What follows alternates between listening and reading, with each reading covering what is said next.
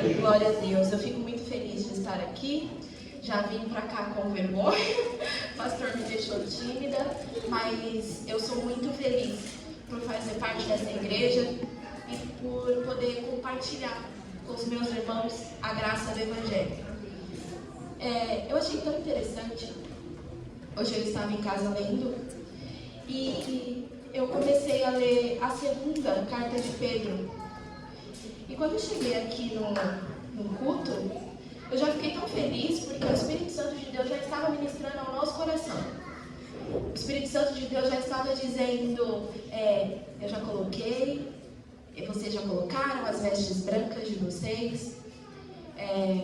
Eu tenho certeza que o Espírito Santo de Deus ele tem tudo programado. O pastor Alexandre falou que nada foge dos planos dele e de fato não foge. Então quando eu cheguei, eu comecei a ouvir para onde iremos nós. Ele vem. Eu falei, meu Deus, como o Senhor é lindo. Então ali eu já fiquei feliz. Aí depois o pastor Alexandre foi lá, falou comigo. Eu falei, meu Deus, aleluia. Aí ele veio, leu Apocalipse e eu fiquei, Deus é tremendo. Ele faz além das nossas expectativas. E o Wesley, ele fez várias perguntas para nós aqui. E eu tenho certeza que foi Deus, através da vida do Wesley. Ele fez várias perguntas e eu quero continuar fazendo aos meus irmãos uma pergunta antes da gente ler o texto. Qual que é a promessa que nos move? E qual a intenção que nós desejamos receber uma promessa? Nós estamos numa série de ministrações sobre promessas e a cada domingo que eu saio daqui eu falo, meu Deus, o Senhor falou mais uma vez com a sua igreja. E o Espírito Santo de Deus pergunta para nós hoje, qual é a promessa que nos move? Quando Wesley nos questionou e falou, será que nós estamos vindo aqui movidos por algo que Deus pode fazer na nossa família? Será que nós estamos vindo aqui movidos por algo que Deus pode fazer de forma externa? E era o mesmo questionamento que eu tinha quando eu estava na minha casa. Para que vocês se deslocam da sua casa para ir até um lugar e receber uma promessa? Com qual intenção nós estamos desejando uma promessa? E além disso, qual promessa que te move? Vamos ler em 2 Pedro, capítulo 3.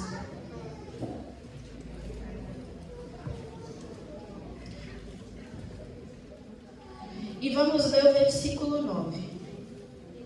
2 Pedro, capítulo 3, versículo 9. Os irmãos podem acompanhar aqui comigo. O Senhor não demora em cumprir a sua promessa, como julgam alguns. Ou seja, o Senhor não demora para cumprir a sua promessa, como julgam alguns. Ao contrário, Ele é paciente com vocês, não querendo que ninguém pereça, mas que todos cheguem ao arrependimento. E eu quero fazer uma outra pergunta depois de nós termos lido esse texto. Será que nós desejamos uma promessa que faça a gente se arrepender daquilo que é prazeroso para nós? Ou será que enquanto nós estamos nos vestindo para vir ao culto, nós estamos ajoelhados, pedindo para que Deus lance algo sobre nós? Será que quando nós estamos pedindo algo para Deus, é para que Ele resolva o nosso problema? Ou será que em algum momento nós já chegamos diante de Deus e pedimos para Ele, Senhor, lança sobre mim uma promessa que faça eu me arrepender de algo que eu quero muito? Será que nós já chegamos diante de Deus e falamos assim, Senhor, lança uma promessa sobre mim que vai gerar em mim uma ação de arrependimento? Será que algum dia nós chegamos diante da face de Deus e dizemos, Senhor, eu preciso de uma promessa que me faça mudar? Porque na verdade, quando nós chegamos diante de Deus, nós primeiro falamos, Senhor, faça isso e eu te entregarei isso em troca. Só que será que nós somos movidos primeiro para chegar diante de Deus para que algo mude? Nem sempre nós estaremos preparados para recebermos algo. E é por isso a necessidade da gente começar a abrir mão de algumas coisas. Porque nem todas as vezes nós estaremos prontos para provar de algo que pode até ser palpável. Porque a gente não quer se arrepender de algumas coisas. Então se eu pudesse dar um tema para essa mensagem, qual promessa que nos move? E para a gente entender um pouquinho do contexto, o autor dessa carta, que escreveu também a primeira carta de Pedro, obviamente, ele foi um dos apóstolos. Eu acredito que a grande parte da igreja deve conhecer o apóstolo Pedro, porque algum dia na vida você já disse: eu sou como o apóstolo Pedro. Eu prefiro ser esquentado, mas que todo mundo saiba, mas que eu não seja igual Judas, que traz Jesus nas costas. Vai falar que só eu que um dia já falei isso na vida. Não, mas isso é uma das desculpas que nós usamos para errar. Às vezes nós erramos, e aí a gente usa a desculpa da personalidade do outro. E aí a gente fala: imagina, eu sou igual Pedro, mas é melhor que eu seja assim, todo mundo saiba como eu sou. A gente prefere arrumar desculpa para continuar errando, quando na verdade nós temos exemplos para fazer melhor. Então, o autor dessa carta é o apóstolo Pedro, que a igreja é familiar dele, conhece, sabe quem é, sabe que ele também cortou a orelha de um dos soldados quando foram até Jesus, mas sabe também a conexão que Jesus tinha com Pedro. E eu acho tão interessante que alguns estudos dizem que Pedro se negou a morrer igual a Cristo. Alguns estudos dizem que ele preferiu morrer crucificado, mas de cabeça para baixo. Estudos dizem o quanto ele foi importante, só que a Bíblia, ela dá a certeza do quanto ele contribuiu para o Evangelho. Então, quando nós paramos de dar desculpas para o nosso erro, a gente passa a contribuir. Então, eu tenho certeza que a partir do dia de hoje, a consciência que o Espírito Santo de Deus colocou sobre nós não vai mais ser: eu vou arrumar desculpa para o meu erro, mas eu vou gerar uma consciência de que ao invés de errar, eu posso contribuir. Então, para que a gente possa continuar entendendo o contexto do que está acontecendo aqui, Pedro, ele está falando para esse povo, e muito provavelmente, enquanto essa carta era enviada, muito provavelmente por causa dos estudos, era um tempo de perseguição a Roma. E também podia ser perto da morte de Pedro. E ele está mandando uma carta para o povo dizendo bem assim: olha, vocês tomem cuidado com os falsos mestres. Olha, vocês tomem cuidado com os falsos ensinamentos. Mas eu também quero que vocês lembrem de uma coisa: da graça de Deus. Eu quero que vocês se lembrem da graça que transforma. Eu quero que vocês se lembrem da graça que liberta. Eu quero que vocês se lembrem o motivo das boas novas. Porque quando nós começamos a ouvir sobre as boas novas, é realmente sobre a pessoa de Jesus Cristo. E aí Pedro está falando para aquele povo: tem como existir transformação no meio da crise. E se eu puder trazer um pouquinho para cá, para o nosso contexto, quais são as pessoas que permanecem num equilíbrio total no meio da crise? No meio da crise, a gente tende a duvidar, no meio da crise a gente tende a surtar, no meio da crise a gente tende a desacreditar. A crise gera em nós dúvida, até mesmo sobre uma promessa que foi lançada. Nós estamos aqui falando sobre promessas. Você recebeu, ouviu algo de Deus, uma promessa lançada sobre a sua vida. Junto com a promessa, vão existir situações, e não é porque Deus ele sente prazer em ver a gente sofrer. Só que as situações, elas existem, e elas vão continuar existindo. Só que qual que é o nosso posicionamento diante da crise? Então Pedro, ele quer falar para aquele povo: a graça, ela transforma mesmo em meio à crise. Eu nunca vi pessoas serem transformadas quando está tudo bem. As pessoas são transformadas na crise. A gente amadurece, a gente aprende a perdoar, Heraldo. A gente aprende a olhar para as pessoas que mais nos machucou e dizer: eu também posso ter machucado alguém. Sabe, a gente aprende, Nerissa, que o nosso teto também é de vidro. mas é na crise que a gente aprende. E aí a gente começa a reclamar daquilo que nos sobreveio, quando na verdade é um ensinamento para aquilo que a gente precisa receber. Existe uma promessa lançada sobre as nossas vidas, e aí no meio dessa promessa, a crise que está nos formando, que está nos ensinando, é motivo para a gente reclamar. Quando na verdade é para nos tornar maduro, para aproveitar e usufruir da promessa. Então às vezes a gente está reclamando daquilo que nós mesmos pedimos. Senhor, eu gostaria tanto que isso me acontecesse. E aí o Espírito Santo de Deus se apresenta a nós e diz que vai fazer acontecer. E aí aquilo que precisa ter como processo para nos amadurecer, a gente começa a reclamar. Então não dá para a gente reclamar daquilo que nós estamos pedindo. Nós precisamos amadurecer a ponto de compreender que são coisas necessárias e são coisas que nós pedimos. Nós precisamos parar só um pouquinho de reclamar e começar a perceber que nós precisamos reter aquilo que Deus tem para nos amadurecer.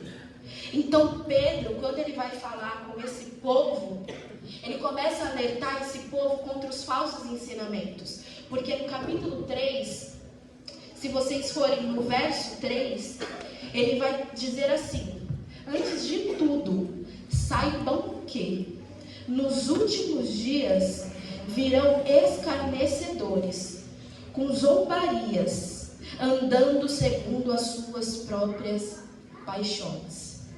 Nós estávamos aqui sexta-feira conversando num bate-papo entre jovens sobre o relativismo.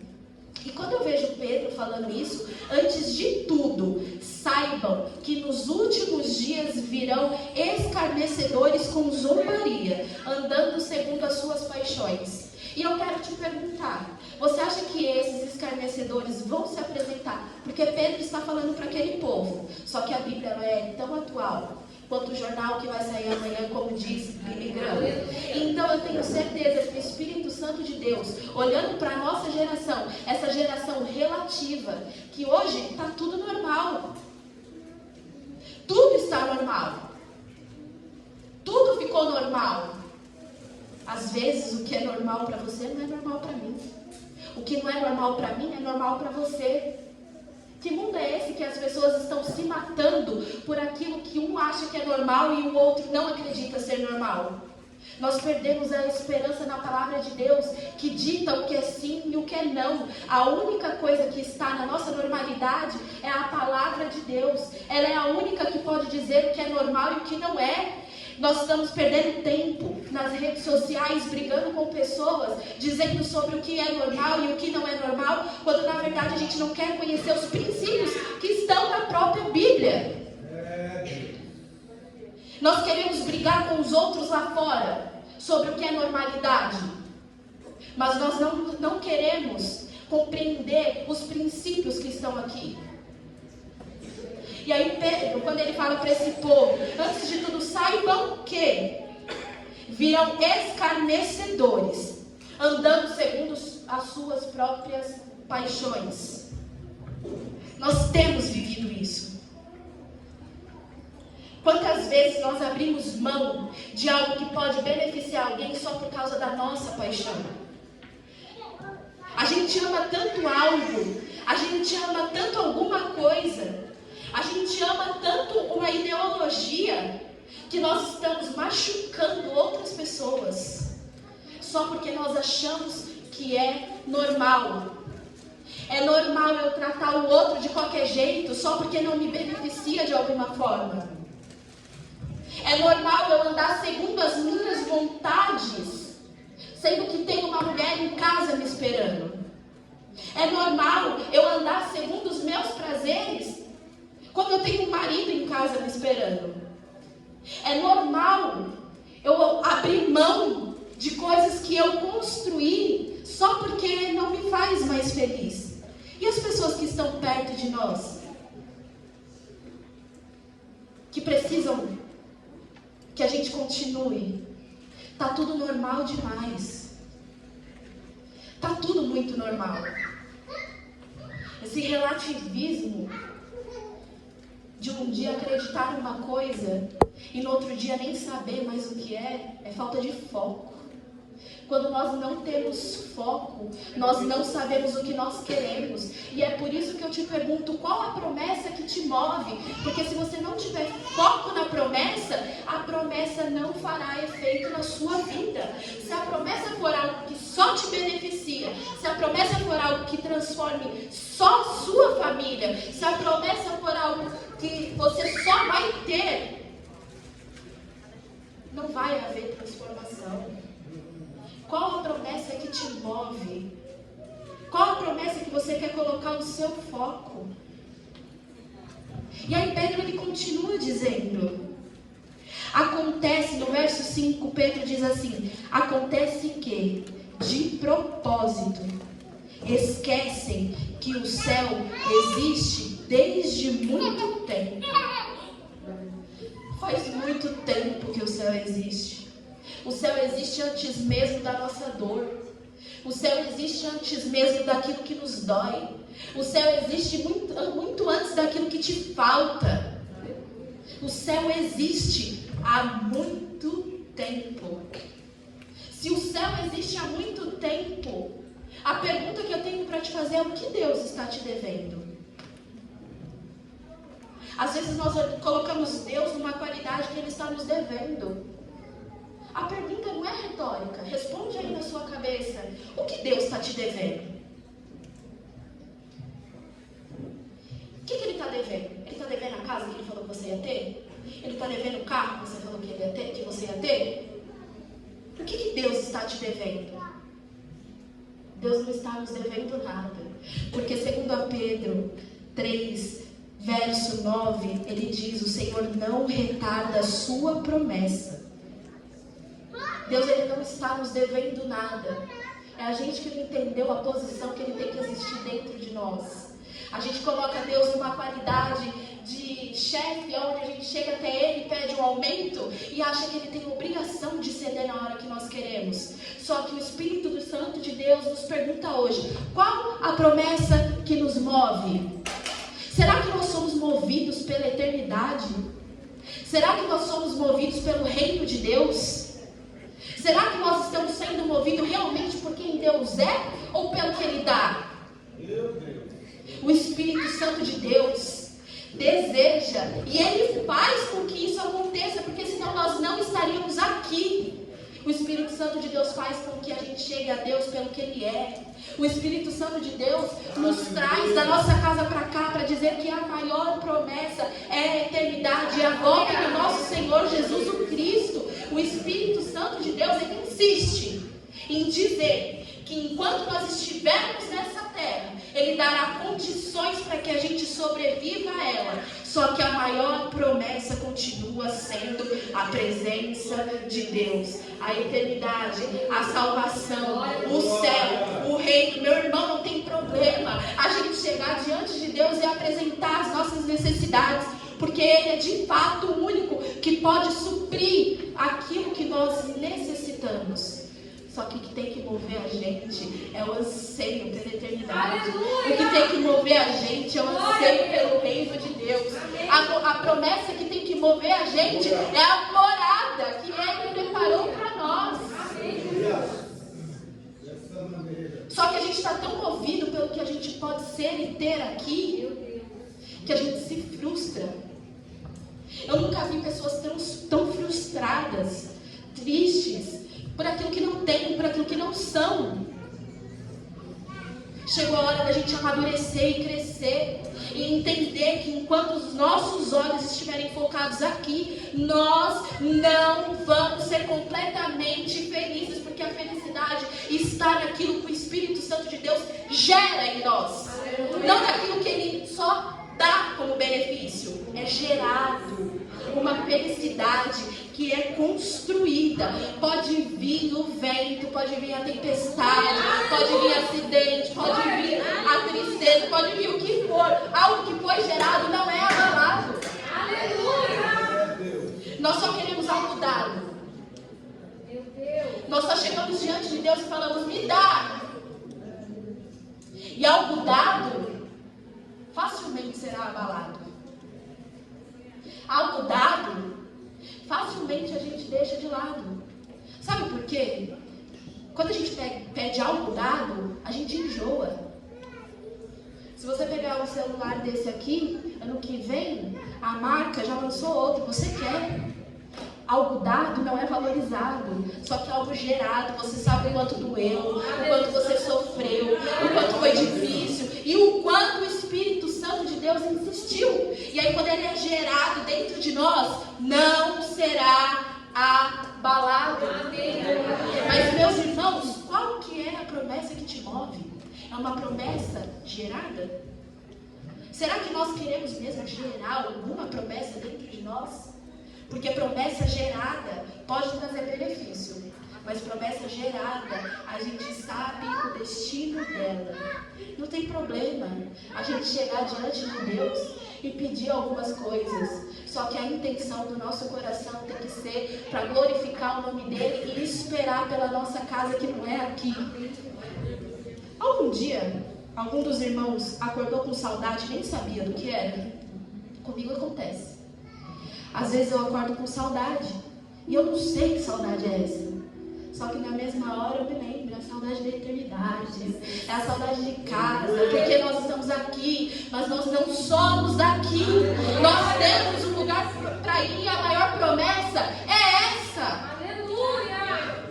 Em 1 Coríntios, capítulo 1, eu acho que verso 8, Paulo vai dizer para aquele povo: e eu vos manterei firme até o dia do Senhor, para que vocês sejam encontrados irrepreensíveis.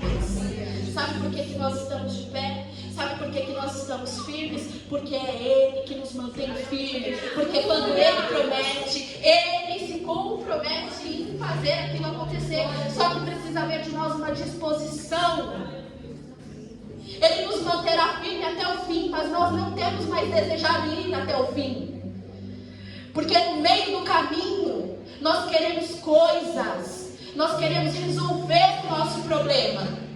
Ele nos manterá firme até o fim, mas a gente tem que ir até o fim, para provar dessa condição e desse sustento. Nós temos sido egoístas até conosco. Porque se eu sei, e você sabe, que o seu lugar não é aqui, por que nós estamos abrindo mão daquilo que nos gera prazer? Porque nós somos egoístas conosco mesmo. Eu sei que eu não sou daqui, você sabe que não é daqui. E por que a gente tem colocado a nossa casa em tudo que é daqui? É egoísmo com a nossa alma, é egoísmo com o nosso espírito. A gente precisa parar de ser egoísta com a nossa alma. O nosso lugar não é aqui. Lógico que a gente não vai viver como pessoas insensatas e tolas. Nós vamos sim forjar algumas coisas aqui. Ninguém aqui tem que viver uma miséria. Todos aqui podem desfrutar do melhor dessa terra, porque Jesus ele falou que o inimigo ele vem se não para matar, roubar e destruir, mas ele veio para que nós tivéssemos vida e vida em abundância. Então eu estou dizendo que você tem que sim trabalhar. Eu estou dizendo sim que você tem que desejar o melhor para sua casa. Só que a prioridade continua sendo o reino de Deus. O Heraldo falou, buscar antes a justiça e o reino de Deus. A prioridade continua sendo o reino de Deus. Eu quero saber qual que é a promessa que nos move. Será que nós de fato estamos sendo movidos pela eternidade? Nós estamos movidos pela salvação? Será que nós viemos até esse lugar agradecer pela eternidade, pela salvação? Nós estamos entrando nesse lugar tristes, depressivos, ansiosos, e esse lugar é para isso. Só que chega um momento que esse lugar também é para agradecer pela eternidade. Esse lugar também é para agradecer pela salvação. Rei, o Espírito Santo de Deus fez algo por nós. Jesus fez algo por nós que nós jamais poderíamos fazer. Qual é a promessa que te move? Nós precisamos chegar até esse lugar desejando a presença do Espírito Santo de Deus e desejando a nossa morada. Meus irmãos, O que será que pode nos sobrevir, que pode tirar de nós o prazer de voltar para casa? O que será que pode nos sobrevir, que pode tirar de nós o prazer da eternidade? A maior promessa é essa. Talvez você pode dizer assim: Deus nunca me prometeu nada. Deus nunca prometeu que eu iria às nações. Deus nunca me prometeu que eu teria o carro do ano. Deus nunca me prometeu que eu teria a casa do ano. E aí talvez você olhe para alguém do lado e Deus promete para aquela pessoa todos os dias alguma coisa. Mas deixa eu te falar, nós partilhamos da mesma promessa. E ela é a maior promessa. Ela é a promessa mais bonita. E ela é a promessa que custou mais caro. A eternidade, a salvação tem que continuar sendo o foco de promessa que nós precisamos. O Espírito Santo de Deus, ele pode, e ele quer, e ele tem todo o poder para mudar a nossa vida a partir do momento que nós saímos por essa porta. Ele pode, ele quer, ele tem todo o poder, só que nós precisamos ter a compreensão que isso precisa resultar na eternidade. Às vezes nós estamos pedindo para que Deus prometa algo para nós que a gente nem tem noção, mas que vai tirar a gente da presença dele. Às vezes tem coisa que a gente pede para Deus e pede acreditando que aquilo é bom. Só que quando a gente pede para Ele, a gente não raciocina que aquilo pode tirar a gente da presença dele. Então não fica frustrado se algo não acontecer. Fica feliz, porque se não aconteceu, é porque você estivesse focado só no plano da eternidade. E eu quero fazer uma pergunta para vocês. Se a única promessa que vocês ouvirem durante a sua vida for a eternidade, vocês estão felizes com isso? Meu Deus!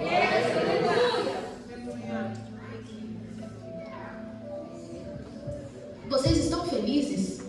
Se a única coisa que vocês ouvirem da boca de Deus, sabe quando você fala assim: Deus, eu quero que o Senhor fale face a face comigo, daquele jeitinho que só eu e o Senhor sabe, nos detalhes. É assim que eu quero que o Senhor fale comigo. E se a única coisa que sair da boca de Deus é: a única promessa que eu tenho para você é a vida eterna, você está feliz com isso?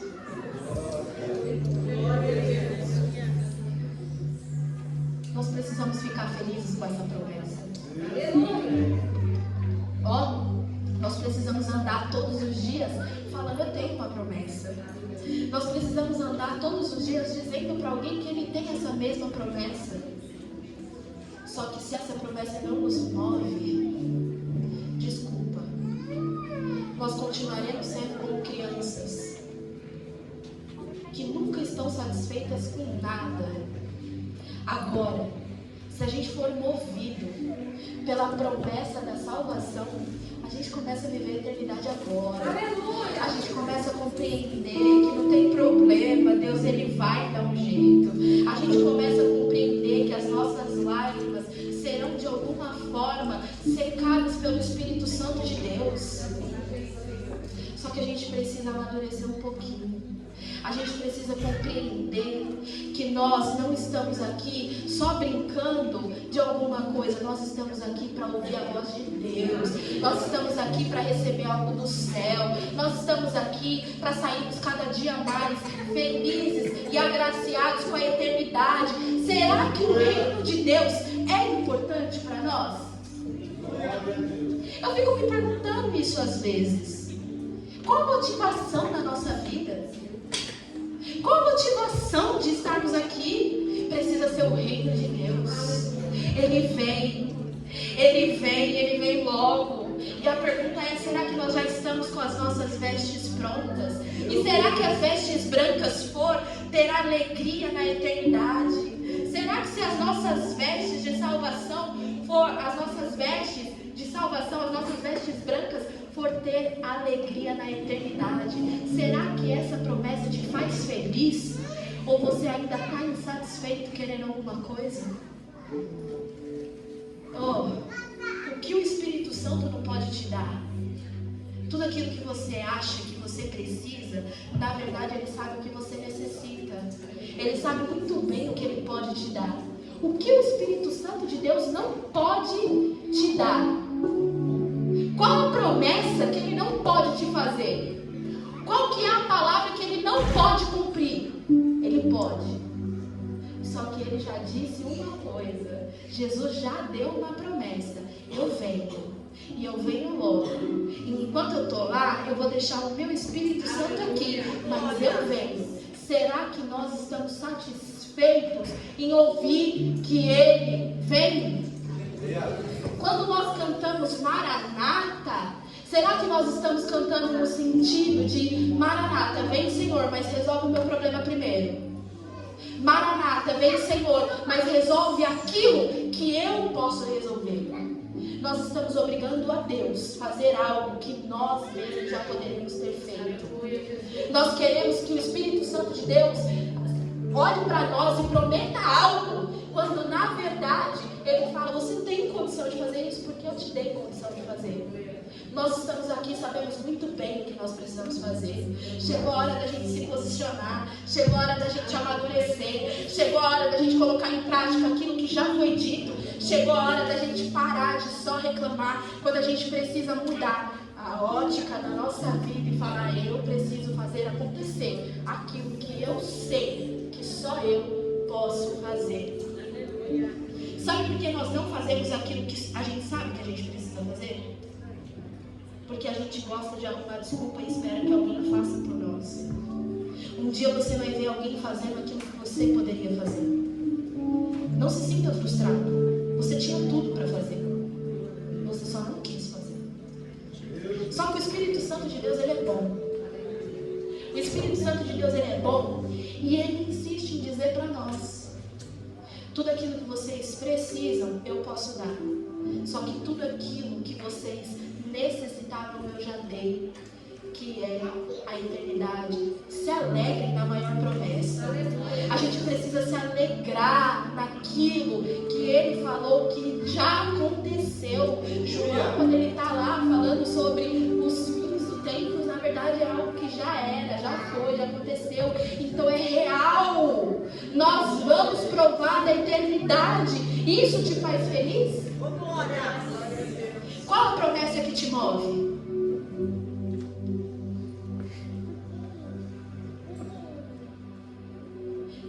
A eternidade te move? Eu não estou falando isso para ninguém sair daqui com medo que vai vir aí um apocalipse. Mas talvez você me veja uma manhã. Qual a promessa que te move? A eternidade te move. Quer viver a promessa da eternidade? Você conhece alguém que vive a promessa da eternidade aqui na terra? É a pessoa que enfrenta o problema de frente. É a pessoa que sabe que dói, mas mesmo assim encontra refúgio no Espírito Santo de Deus.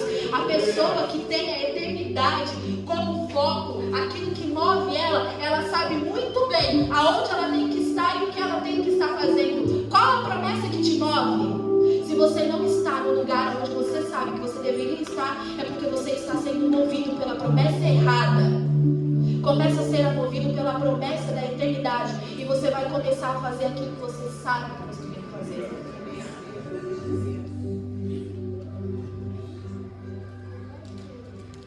Dói algumas coisas dessa vida. Cansa. Faz a gente ficar com medo. Só que Ele nunca falou que a gente estaria aqui à própria sorte. Ele sempre disse, eis que eu estarei convosco todos os dias. O que Deus está te devendo que faz você não ser movido pela eternidade? O que Deus está te devendo que faz a gente não ser movido pela salvação? O que Deus não fez para a gente, para que nós não ficássemos felizes com a eternidade? Nós não estamos felizes com a maior promessa, que é a volta dele, porque algo não aconteceu. A gente não fica plenamente feliz em só ouvir Maranata, Maranata, Maranata, porque a gente acha que Deus ainda está devendo alguma coisa. Deus não está devendo nada.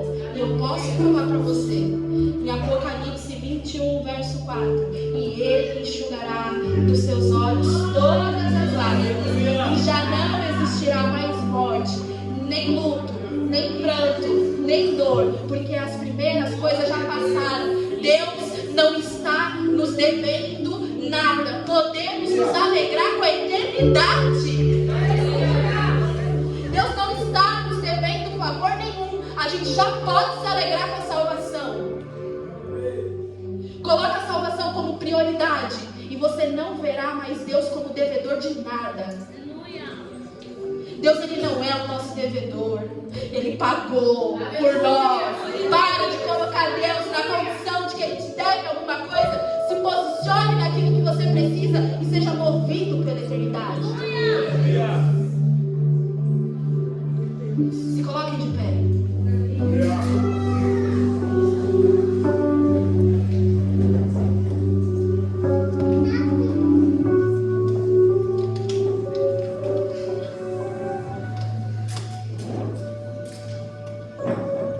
Se a salvação ela não nos move, nós viveremos como eternas crianças, sempre pedindo a mesma coisa para os pais.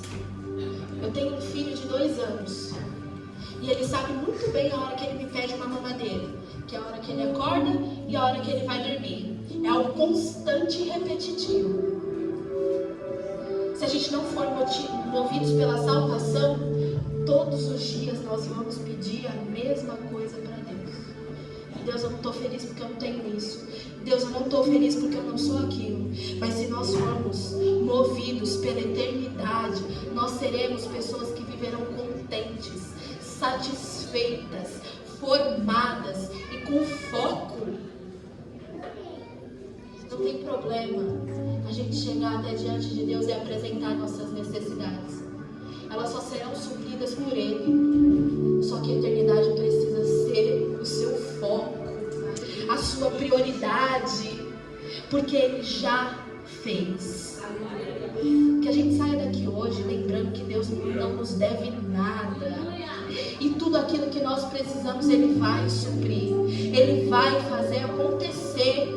Só que saia desse lugar feliz com o que você já tem. Saia desse lugar feliz com o que você já tem. Pessoas felizes se comportam como pessoas contentes. Porque quando a gente vai ler as bem-aventuranças, significa felizes são aqueles que. Pessoas felizes são contentes, são bem resolvidas, são focadas, se posicionam. Pessoas felizes são pessoas que fazem acontecer alguma coisa. Esteja feliz com a eternidade. Esteja feliz com a promessa de que Ele vem. Esteja feliz com a promessa de que em breve Ele vem.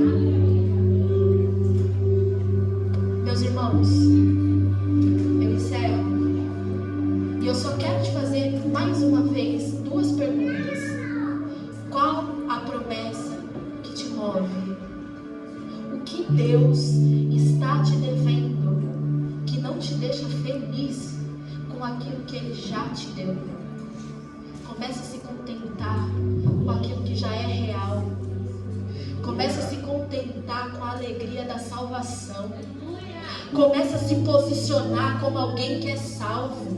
Comece a se posicionar como alguém que sabe que o lugar nosso é a eternidade. Pessoas que se comportam como pessoas salvas, quer salvar outras pessoas. Pessoas que se comportam como pessoas salvas, elas querem dizer sobre a eternidade para as outras pessoas. Pessoas que têm prazer na eternidade, compreende que o reino de Deus é a prioridade. A maior promessa já foi lançada sobre a sua vida. A questão é, será que nós somos movidos por essa promessa? Eu agradeço a minha oportunidade. E eu digo para os meus irmãos que vale a pena a gente ficar feliz com a eternidade. Eu sei que o grupo de louvor vai cantar. E enquanto eles louvam, eu quero só que os irmãos pensem.